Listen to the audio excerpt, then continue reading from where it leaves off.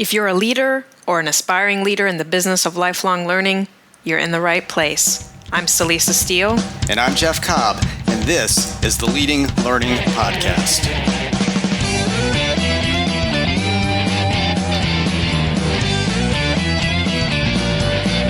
Hello, and welcome to episode 197 of the Leading Learning Podcast, in which Celisa and I are going to talk about the concept of leverage. And specifically, we're going to talk about how leverage works in lifelong learning and the business of lifelong learning. But before we get to that, I think it would be useful to put leverage in context.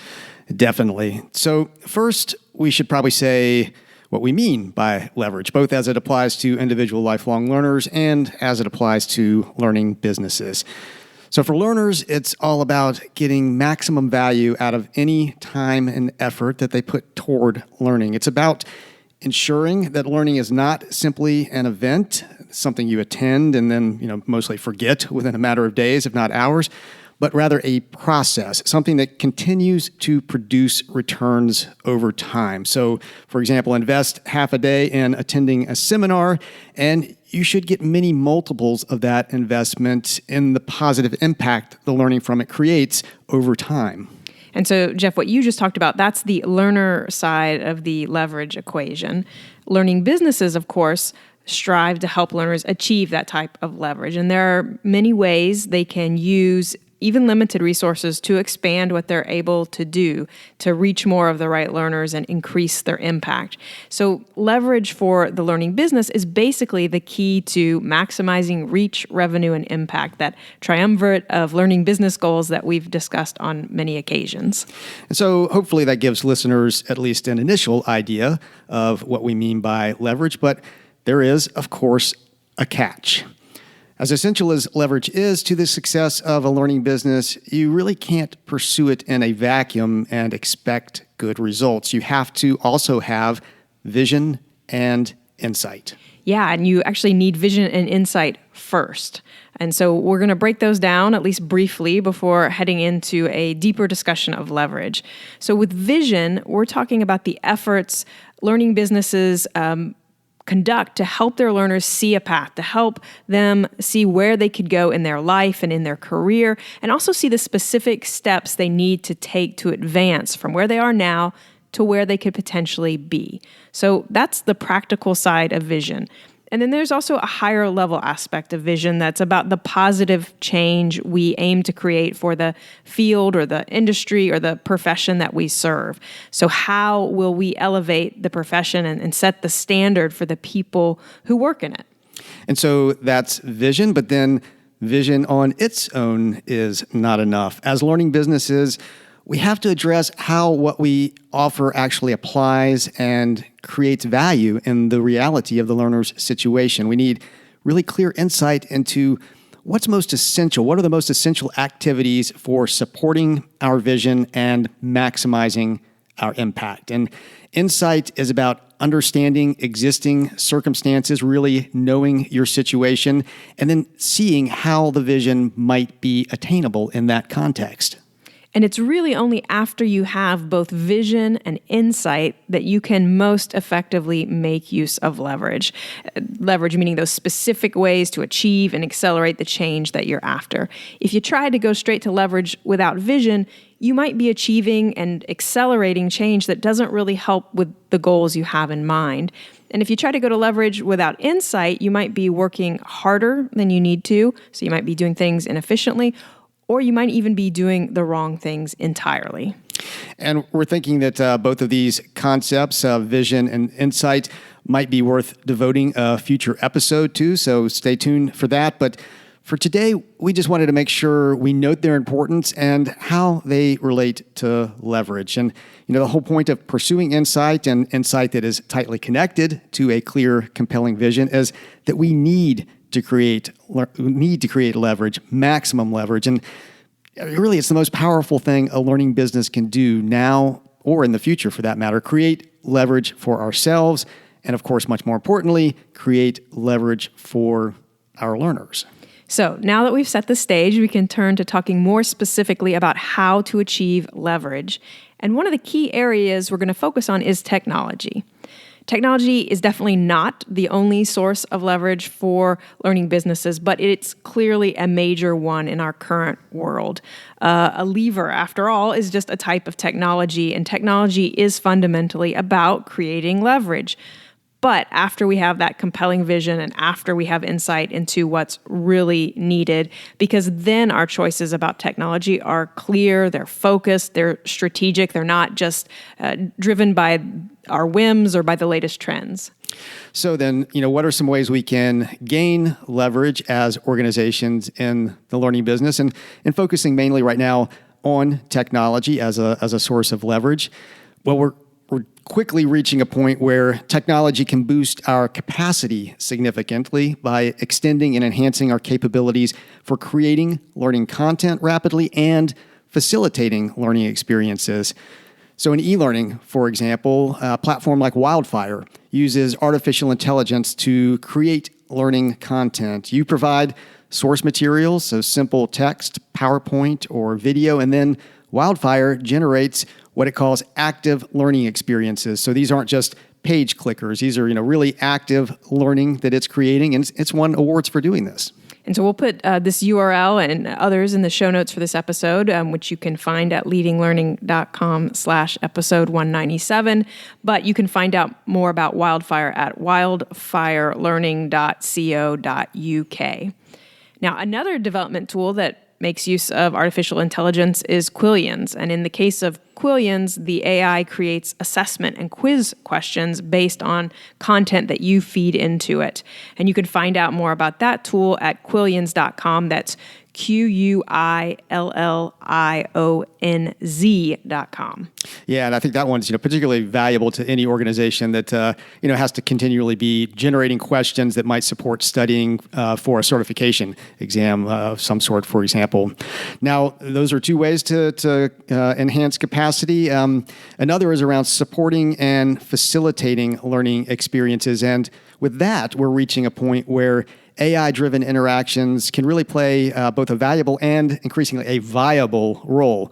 So in 2016, for example, Georgia Tech added a new teaching assistant, Jill Watson, to its large knowledge-based artificial intelligence, or KBI, class. And Jill quickly became so adept at answering many of the thousands of questions that students ask each semester that very few of them realized that she was an AI-driven TA, not a human TA.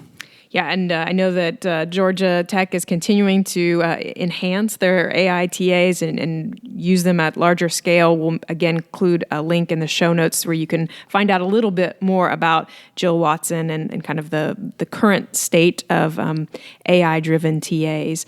Another example is Jamie Good's Takeaways chatbot, and he first released that during the 2016 DevLearn conference, and it was designed to interact with users for about a 2-week period, starting during the place-based conference and then extending after it. And again, we'll put in the show notes a link to a little more information about that chatbot and how it works. But the interesting thing is that, even if none of these technologies that we're mentioning are perfect, they certainly are good enough at this point to already significantly augment the capacity of staff and subject matter experts. Yeah, I think it's interesting in particular what's possible with chatbots now. Any organization can really go figure out a chatbot and figure out how to leverage that in a variety of ways as part of a learning experience. So I definitely do encourage readers to go and read that article about Jamie's chatbot. And in the meantime, if you're looking to augment the capacity of your learning business, and we know so many learning businesses do want to augment capacity. In fact, we've even had an entire episode on that. If that is your goal, we definitely encourage you to check out our sponsor. CommPartners helps learning businesses conceive, develop, and fulfill their online education strategy. Their solutions begin with Elevate LMS, an award-winning learning platform that provides a central knowledge community and drives learner engagement. To extend the value of Elevate, CommPartners provides a wide range of online education services, including curriculum design, instructional design, fully managed webinars, webcasts, live stream programs, and virtual conferences. Find out more at leadinglearning.com/CommPartners. And so now let's look at another key aspect of leverage.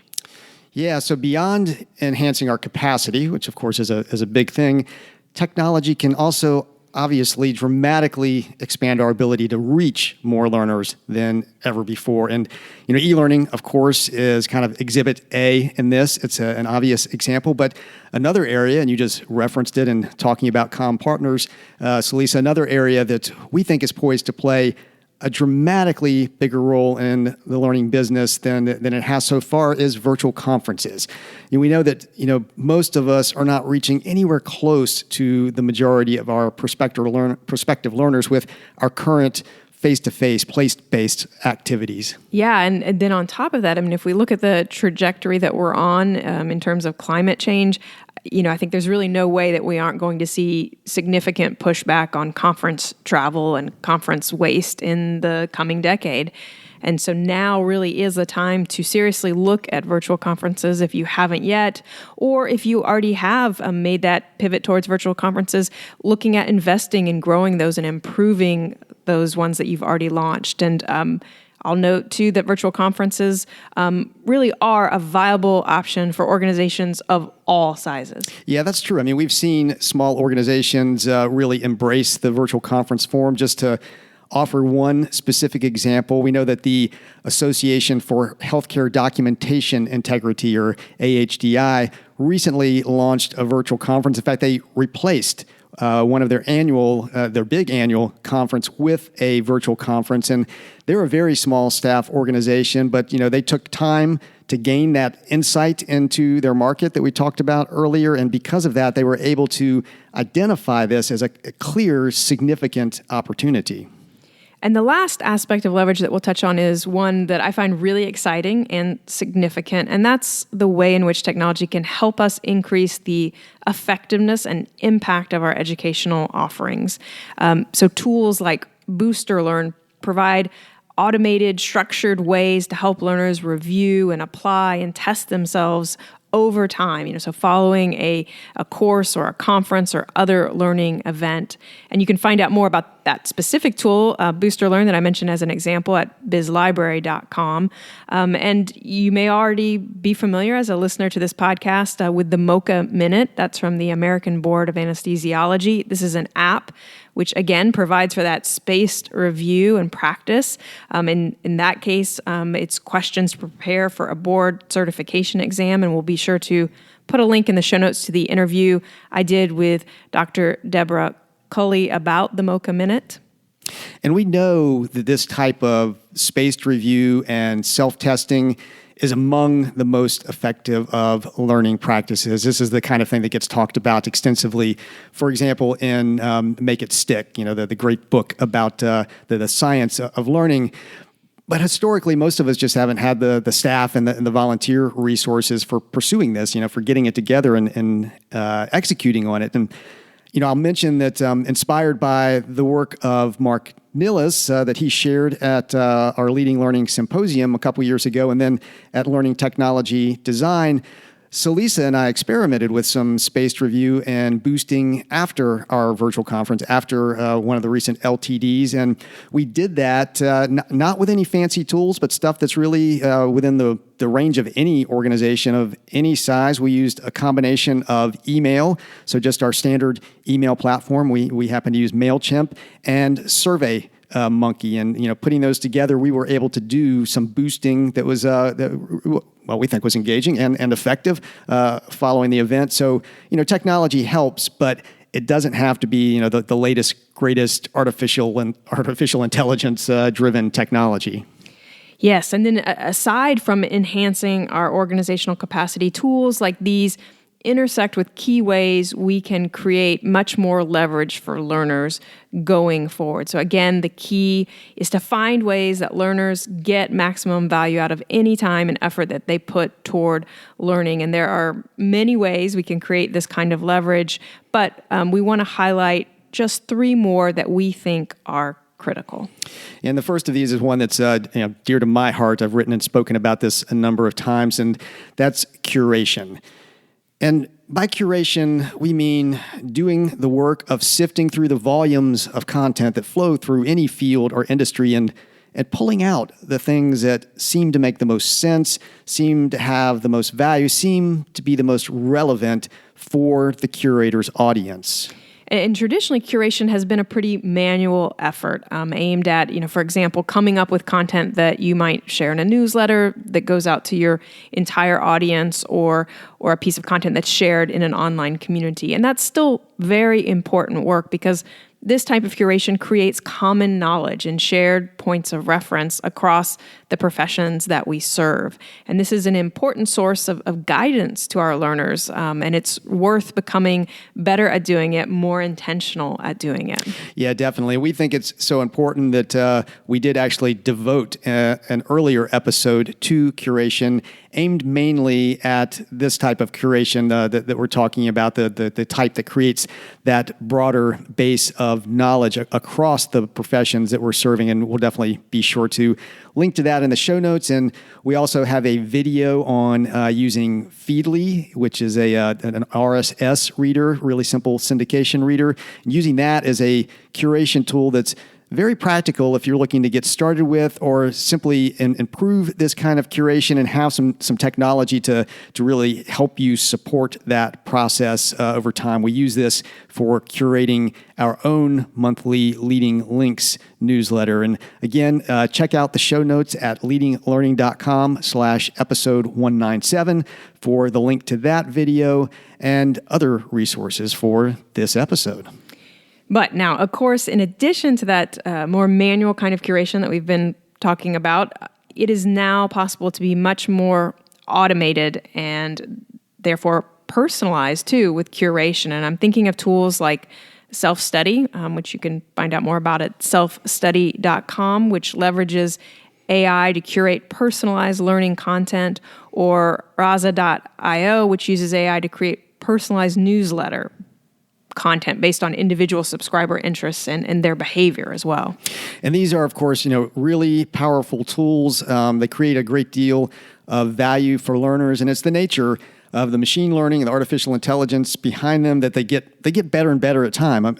I mean, they learn as you're putting more into them, and are going to be able to really focus in on what an individual learner needs.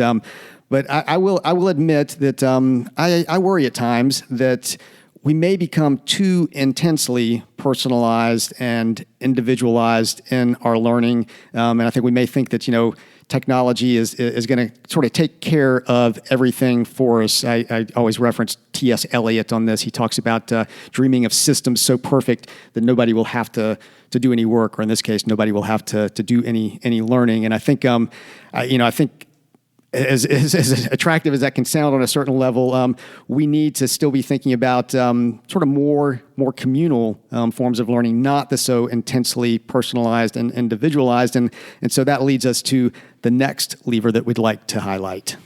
But before we get to that next lever, we want to thank our sponsor. Authentic Learning Labs is an e-learning company that offers products and services to help improve your current investments in education. One key product is Authentic Analytics, a dedicated suite of visualization reports to help analyze and predict the performance of education programs. Organizations use Authentic Analytics to easily scan through volumes of data and intuitive visuals, chart performance trends, and quickly spot opportunities, issues, and potential future needs. Find out more at leadinglearning.com/authentic. And so now on to that next lever, community. So there's been plenty of buzz about community over the past several years, and I don't think we're anywhere near maturity in understanding community as a lever for learning. I think mostly there's been a race to implement community software platforms, and many, arguably even most of these, have resulted in listservs and discussion boards where there's not actually all that much of real substance happening. Yeah, we've probably all participated in some of those, but at the same time, we know that learning is fundamentally social, and we know that learning spreads and multiplies through communities and through the larger networks to which they connect. I think our challenge with community is not so much one of technology. There's plenty of technology there at this point, as you indicated, Celisa. But again, I think it's one of vision and insight and prioritization.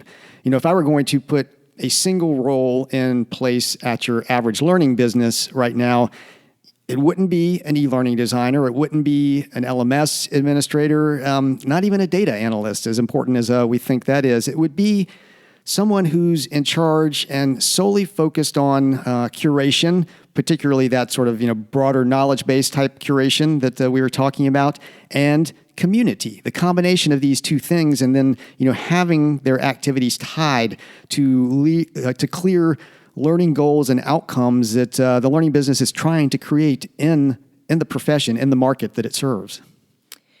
Right. And so we've been talking a lot about our activities as organizations, as learning businesses, and we've also been focusing on technology. But the final lever we want to highlight in this episode is not fundamentally about technology. It's about shifting power and responsibility to the learner. Right. And this last lever is meta-learning. Learning about learning, learning to learn. And we feel it's a skill set that the adult population throughout the world is sorely in need of right now. If you think, dear listener, about your own experience in school, chances are you were never really taught how to learn effectively. I know I wasn't, and Celisa, I'm assuming you probably feel the same. I can concur that I also feel like I wasn't really ever told how to learn. So we need that knowledge, and in fact, it's really only been in the past decade or so that we've started to have the research, started to have the consensus around what really works in learning and how to learn effectively. And this is, of course, knowledge that we really have to be sure our subject matter experts, our presenters, and our facilitators possess. They need to know about this. And I think many organizations still have room to improve in that respect, just making sure that their SMEs and presenters and facilitators really are solid on what makes for effective learning. But then even more importantly, this is also knowledge that our learners need. We need to teach our learners how to learn. And this is something that I think most organizations don't do at all. They're not really even focused on that. Malcolm Knowles, the father of andragogy, adult learning theory, he once said that it's a tragic fact that most of us know only how to be taught. Yeah, and I think it's a great gift we can give our learners to help them learn how to learn. And, I think even if listeners are afraid there might be some pushback on that, it might be difficult to get adults to engage in that. I think, the best learners, the ones that we really want to engage with as our customers, they're truly going to appreciate this. And I think people are starting to realize over time that they really, really do need this.